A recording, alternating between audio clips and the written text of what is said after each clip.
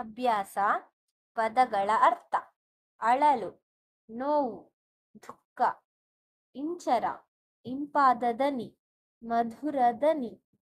ಋಣ, ಸಾಲ, ಹಂಗು, ರಿಣ. ಅಭಿಮಾನ, ಹೆಮ್ಮೆ, ಉಲ್ಲಾಸ, ಆನಂದ, ಲವಲವಿಕೆ. ಕಂಗೊಳಿಸು, ಕಣ್ಣಿಗೆ ಅಂದವಾಗಿ ಕಾಣು. ಚೆಲ್ಲಾಟ, ವಿನೋದ, ವಿಲಾಸ, ತಂಪೆರೆ, ತೃಪ್ತಿ ನೀಡು. ನಡುಗಡ್ಡೆ, ನೀರ ನಡುವಿರುವ ಚಿಕ್ಕ ಭೂಪ್ರದೇಶ. ನೀರುಣಿಸು, ನೀರು ಹಾಕು. ಪ್ರತೀತಿ, ಪ್ರಸಿದ್ಧಿ, ಜನಜನಿತ. ಬಣ್ಣಗೆಡು, ಕಳಾಹೀನವಾಗು, ಕಳೆದ್ಕುಂದು. ಮನೋಹರ, ಮನಸ್ಸಿಗೆ ಹಿತವಾದ. ಮಿರುಗು, ಹೊಳೆಯುವುದು. ಮೈದಳೆ, ಆಕಾರ ಹೊಂದು, ದೇಹ ಧರಿಸು. ಸೊರಗು, ಬಾಡು, ಕ್ಷೀಣವಾಗು. ತಾಣ, ನೆಲೆ, ಜಾಗ. ಸತ್ಕರ್ಯ, ಒಳ್ಳೆಯ ಕೆಲಸ. ಹಸಿರೇ ಉಸಿರು, ನಾಣ್ಣುಡಿ. ಮರಗಿಡಗಳನ್ನು ಬೆಳೆಸಬೇಕು, ಅವು ಜೀವನಾಧಾರ. ಅವುಗಳಿಂದ ಜೀವ ಜಗತ್ತಿಗೆ ಆಮ್ಲಜನಕ ದೊರೆಯುತ್ತದೆ. ಜೀವತಳೆ, ಜೀವಪಡೆ, ಜೀವಹೊಂದು. ತೂರಾಟ, ಮೇಲಕ್ಕೆ ಚಿಮ್ಮುವ ಆಟ. ನಯನ, ಕಣ್ಣು. ನೇತ್ರ, ಅಕ್ಷಿ, ನೊರೆ, ಬುರುಗು.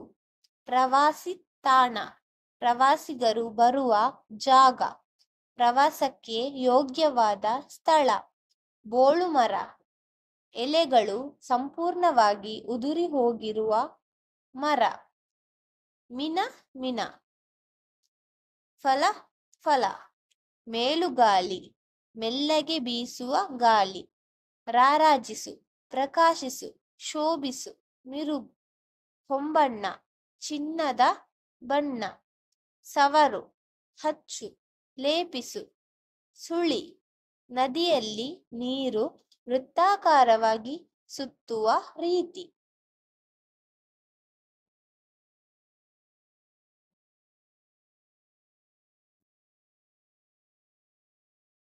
ಈ ಕೆಳಗಿನ ಪ್ರಶ್ನೆಗಳಿಗೆ ಒಂದು ವಾಕ್ಯದಲ್ಲಿ ಉತ್ತರಿಸಿರಿ.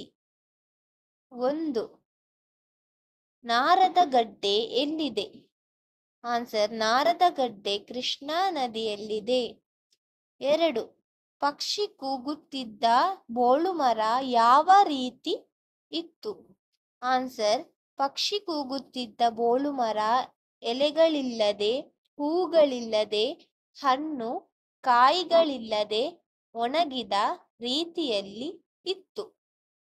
3. ಮಕ್ಕಳು ಮಾಡಿದ ಸತ್ಕಾರ್ಯವನ್ನು ಪಕ್ಷಿಗಳು ಹೇಗೆ ಮೆಚ್ಚಿಕೊಂಡವು? ಆನ್ಸರ್: ಮಕ್ಕಳು ಬೋಳುಮರಕ್ಕೆ ಸಸ್ಯ ವೈದ್ಯರಿಂದ ಚಿಕಿತ್ಸೆ ಕೊಡಿಸಿ, ಮರದ ಬುಡಕ್ಕೆ ಗೊಬ್ಬರ ಹಾಕಿ ನೀರುಣಿಸಿದ ಸತ್ಕಾರ್ಯವನ್ನು ಮೆಚ್ಚಿಕೊಂಡವು.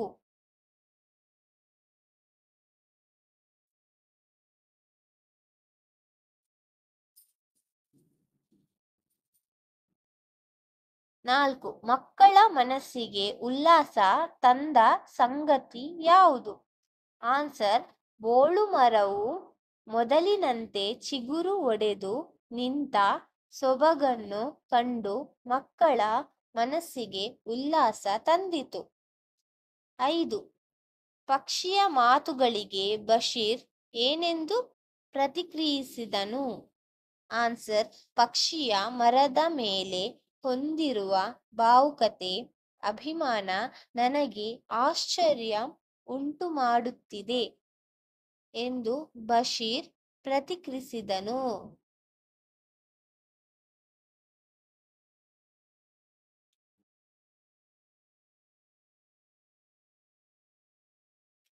6. ಪಕ್ಷಿಯ ಮಾತುಗಳನ್ನು ಕೇಳಿದ ದಿವ್ಯಾ ಯಾವ ತೀರ್ಮಾನಕ್ಕೆ ಬಂದಳು?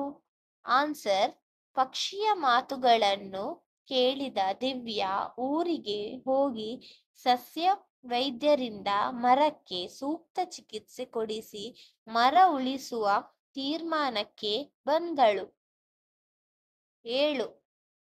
ಬೋಳು ಮರ ಮೊದಲಿನಂತೆ ಹೇಗೆ ಜೀವ ತಳೆಯಿತು? ಆನ್ಸರ್: ಬೋಳು ಮರ ಮಳೆಗಾಲದಲ್ಲಿ ಚಿಗುರೊಡೆದು ಎಲೆ, ಹೂವು, ಕಾಯಿ, ಹಣ್ಣುಗಳನ್ನು ತುಂಬಿಕೊಂಡು ಮೊದಲಿನಂತೆ ಜೀವ ತಳೆಯಿತು.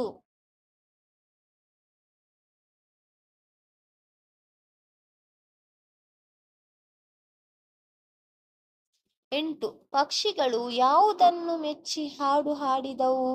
ಆನ್ಸರ್: ಪಕ್ಷಿಗಳು ಮಕ್ಕಳು ಮಾಡಿದ ಸತ್ಕಾರ್ಯಗಳನ್ನು ಮೆಚ್ಚಿ ಹಾಡು ಹಾಡಿದವು. 9. ಮಕ್ಕಳ ಸತ್ಕಾರ್ಯಕ್ಕೆ ಮರ ಹೇಗೆ ಋಣ ತೀರಿಸಿತು?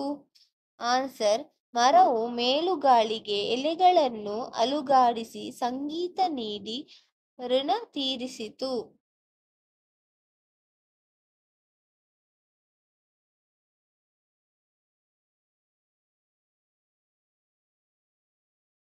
ಈ ಕೆಳಗಿನ ಪ್ರಶ್ನೆಗಳಿಗೆ 2-3 ವಾಕ್ಯಗಳಲ್ಲಿ ಉತ್ತರಿಸಿರಿ. 1. ಕೃಷ್ಣಾ ನದಿಯ ಓಟ ಯಾವ ರೀತಿ ನಯನ ಮನೋಹರವಾಗಿದೆ? ಆನ್ಸರ್: ಕೃಷ್ಣಾ ನದಿ ಮೈದುಂಬಿ ಹರಿಯುವಾಗ ಭೋರ್ಗರೆತ ಮಾಡುತ್ತಾ, ತೂರಾಡುತ್ತಾ, ಚೆಲ್ಲಾಡುತ್ತಾ, ಬಿಳಿಯ ನೊರೆಯಂತೆ ಕಾಣಿಸುತ್ತಾ, ಸುಳಿಗಳಲ್ಲಿ ಸುತ್ತುತ್ತಾ ಹರಿಯುತ್ತದೆ. ಸೂರ್ಯನ ಕಿರಣ ನದಿಯ ಮೇಲೆ ಬಿದ್ದ ಹನಿ ಹನಿಯು ಮುತ್ತಿನ ಮಣಿಯ ರೂಪದಂತೆ ಕಾಣಿಸುತ್ತಾ ನಯನ ಮನೋಹರ ಉಂಟು ಮಾಡುತ್ತದೆ.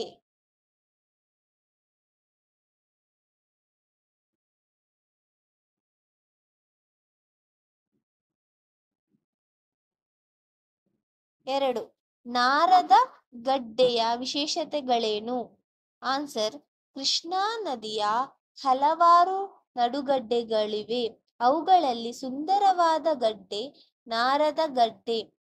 ಇದು ರಾಯಚೂರು ಸಮೀಪವಿದೆ.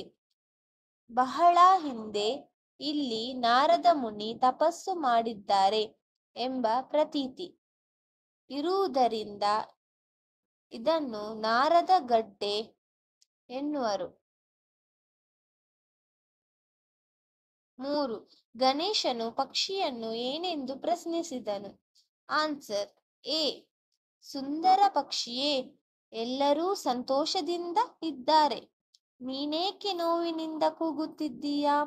ಏನದು ನಿನ್ನ ಅಳಲು ಎಂದು ಗಣೇಶನು ಪಕ್ಷಿಯನ್ನು ಪ್ರಶ್ನಿಸಿದನು.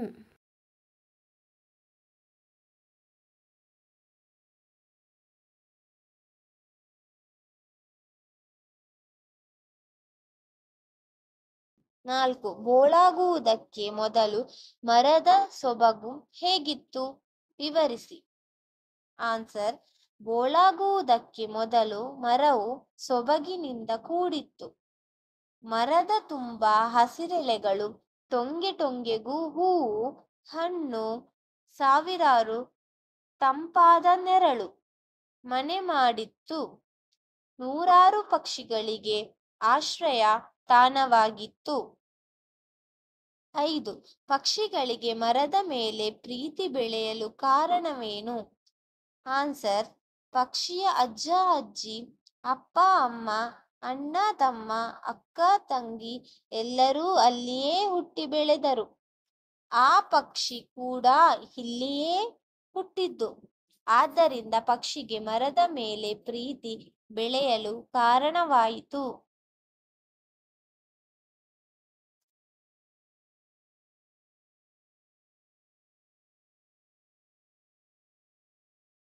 ಆರು. ಸಸ್ಯವೈದ್ಯರು ಮರವನ್ನು ಹೇಗೆ ಉಪಚರಿಸಿದರು? ಆನ್ಸರ್: ಸಸ್ಯವೈದ್ಯರು ಸಂಪೂರ್ಣ ಮರವನ್ನು ಗಮನಿಸಿದರು. ಏನೇನೂ ವಿಚಾರ ಮಾಡಿ ಬೇರುಗಳಿಗೆ ಚುಚ್ಚುಮದ್ದು ನೀಡಿದರು. ಒಣಗಿದ ಭಾಗಕ್ಕೆ ಔಷಧಿ ಸವರಿದರು. ಮಕ್ಕಳಿಂದ ಮರದ ಬುಡಕ್ಕೆ ಗೊಬ್ಬರ ಹಾಕಿ ನೀರುಣಿಸಿದರು. ಇವರೆಲ್ಲರ ಪ್ರಯತ್ನದಿಂದಾಗಿ ಮರ ಚಿಗುರತೊಡಗಿತು.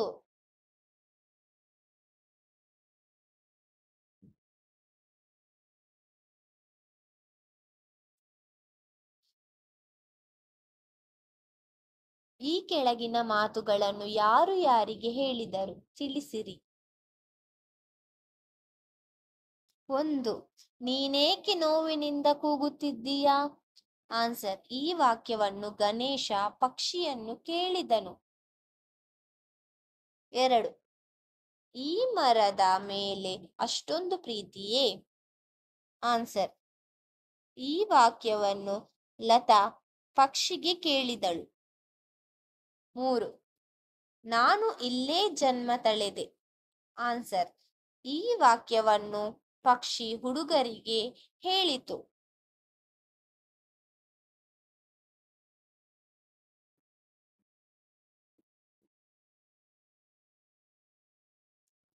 ಈ ಬಿಟ್ಟ ಸ್ಥಳಗಳನ್ನು ಸೂಕ್ತ ಪದಗಳಿಂದ ತುಂಬಿರಿ. 1. ನಾರದ ಗಡ್ಡೆಯು ಕೃಷ್ಣಾ ನದಿಯಲ್ಲಿದೆ. 2. ಹಕ್ಕಿಗಳ ಕುಹು ಕುಹು ಕಿವಿಗೆ ಇಂಪಾಗಿತ್ತು. 3. ಮರವು ನೂರಾರು ಪಕ್ಷಿಗಳಿಗೆ ಆಶ್ರಯ ಆಗಿತ್ತು. 4. ಹಸಿರೇ ಹಸಿರೇ ಉಸಿರು ಎಂದು ಎಲ್ಲೆಡೆ ಸಾರೋಣ.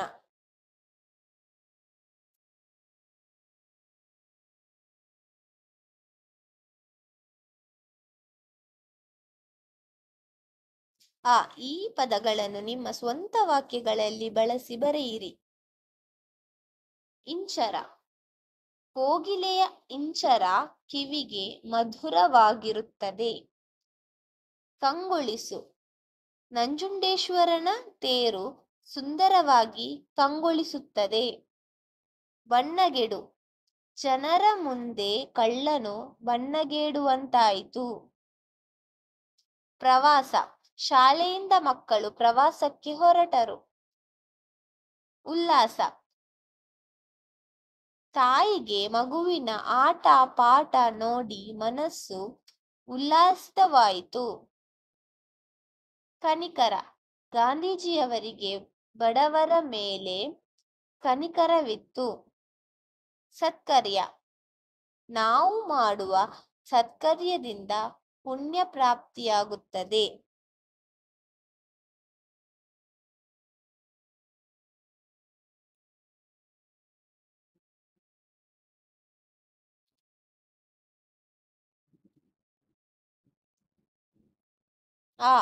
ಗೆರೆ ಹಾಕಿದ ಪದಗಳ ಬದಲಾಗಿ ಬೇರೆ ಪದಗಳನ್ನು ಬಳಸಿ ಬರೆಯಿರಿ. ಮಾದರಿ. ಆವನವು ಗಿಡಮರಗಳಿಂದ ಕಂಗೊಳಿಸುತ್ತಿದೆ. ಆವನವು ಗಿಡಮರಗಳಿಂದ ಕಣ್ಣಿಗೆ ಹಬ್ಬವನ್ನು ಉಂಟು ಮಾಡುತ್ತಿದೆ. 1. ಎಲೆಗಳು ಉದುರಿ ಮರದ ಸೊಬಗು ಬಣ್ಣಗೆಟ್ಟಿತು. ಎಲೆಗಳು ಉದುರಿ ಮರದ ಸೊಬಗು ಕಲಹೀನವಾಗಿತ್ತು. 2. ಜುಳುಜುಳು ಹರಿಯುವ ನೀರಿನ ಸೊಬಗೇ ಸೊಬಗು. ಜುಳುಜುಳು ಹರಿಯುವ ನೀರಿನ ಸೌಂದರ್ಯವೇ ಸೌಂದರ್ಯ. 3. ಮರದ ಟೊಂಗೆ ಟೊಂಗೆಗಳಲ್ಲಿ ಹೂವು ರಾರಾಜಿಸಿದವು. ಮರದ ಟೊಂಗೆ ಟೊಂಗೆಗಳಲ್ಲಿ ಹೂವು ಕಣ್ಣು ಕೊರೆಸಿದವು. 4. ನೀರು ಹಾಕಿದ್ದರಿಂದ ಮರದಲ್ಲಿನ ಕೀಚುಕಾಯಿ ಹಣ್ಣುಗಳು ಜೀವ ತಳೆದವು. ನೀರು ಹಾಕಿದ್ದರಿಂದ ಮರದಲ್ಲಿನ ಕೀಚುಕಾಯಿ ಹಣ್ಣುಗಳು ಜೀವ ಕಳೆ ಹೊಂದಿದವು.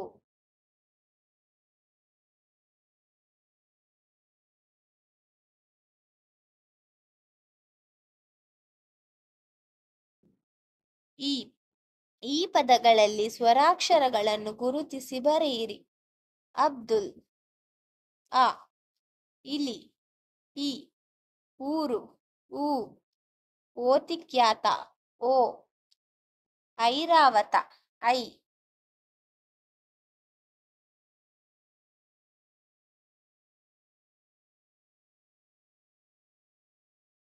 ಈ ಕೆಳಗಿನ ಪದಗಳಲ್ಲಿ ಅನುಸ್ವಾರ ಇರುವ ಪದಗಳಿಗೆ ಚೌಕವನ್ನು ಈ ರೀತಿಯ ಚೌಕವನ್ನು ಹಾಗೂ ವಿಸರ್ಗ ಇರುವ ಪದಗಳಿಗೆ ವೃತ್ತ ಈ ರೀತಿಯ ವೃತ್ತವನ್ನು ಹಾಕಿರಿ.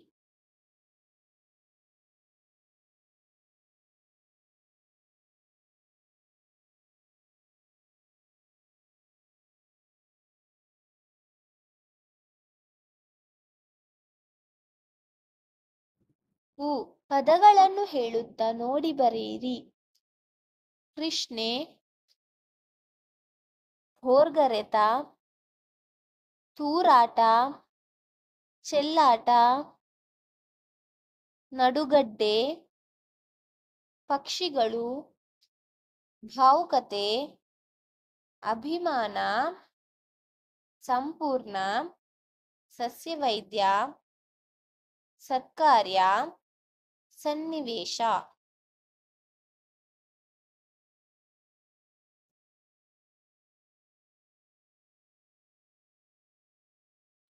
ಈ ಪದಗಳಿಗೆ ವಿರುದ್ಧಾರ್ಥಕ ಪದಗಳನ್ನು ಬರೆಯಿರಿ.